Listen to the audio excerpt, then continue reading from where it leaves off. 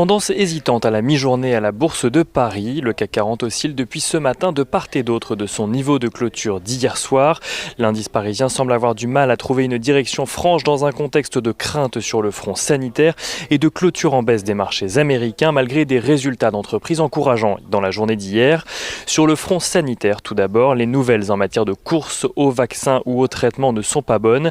Après l'annonce de la suspension des essais cliniques du laboratoire Johnson & Johnson à la suite d'une maladie non expliquée contractée par un des patients tests, c'est aujourd'hui au tour du laboratoire Eli Lilly de suspendre ses essais cliniques, mais en ce qui concerne le traitement à base d'anticorps développé par le laboratoire. Une décision prise pour des raisons de sécurité qui rappelle malheureusement aux investisseurs que l'issue de la crise sanitaire actuelle n'est pas aussi proche que prévu. En Europe d'ailleurs, les Pays-Bas ont pris la décision de confiner partiellement leur pays, tandis que de nombreuses voix s'élèvent au Royaume-Uni pour un reconfinement alors que la situation empire. En France, Emmanuel Macron doit commenter la situation ce soir, alors même que beaucoup d'opérateurs anticipent de nouvelles restrictions qui pourraient prendre la forme d'un couvre-feu dans certaines villes ou certains départements. Selon l'université Johns Hopkins, le nombre de nouveaux cas dans le monde a d'ailleurs dépassé les 38 millions.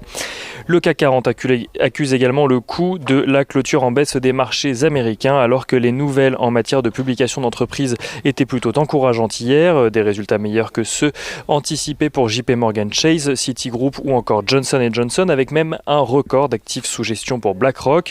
La sortie de l'iPhone 12 n'a pas tellement éveillé non plus l'appétit des investisseurs sur le titre d'Apple. Investisseurs qui suivront aujourd'hui les publications de Wells Fargo, de Bank of America ou encore de Goldman Sachs. Seule ombre au tableau en matière de publication d'entreprises aux États-Unis, Delta Airlines fait état d'un recul de son chiffre d'affaires de 79% au troisième trimestre par rapport à 2019. L'entreprise s'attend d'ailleurs à devoir encore ponctionner dans sa trésorerie jusqu'au printemps prochain, alors même qu'elle a dû sortir jusqu'à 18 millions de dollars par jour en septembre.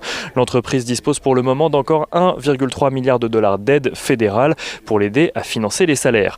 Et justement sur le volet des aides budgétaires pouvant venir du gouvernement américain, Nancy Pelosi, la présidente démocrate de la Chambre des représentants, a rejeté récemment une proposition de la Maison-Blanche qui concernait une aide de 1800 milliards de dollars. Celle-ci a ensuite déclaré sur CNN être ouverte à continuer les négociations, mais ne pas vouloir donner aux Américains un faux accord, simplement pour que Donald Trump puisse mettre son nom sur un chèque.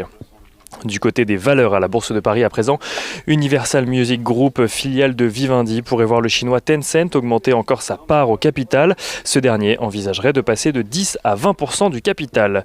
L'Oréal voit de son côté un nouveau directeur général arriver. Nicolas Hieronymus remplacera Jean-Paul Agon, qui lui restera président du groupe. Dans le dossier Lagardère, l'AMF fait savoir que la participation cumulée de Bernard Arnault et d'Arnaud Lagardère dépasse à présent les 15% du capital du groupe.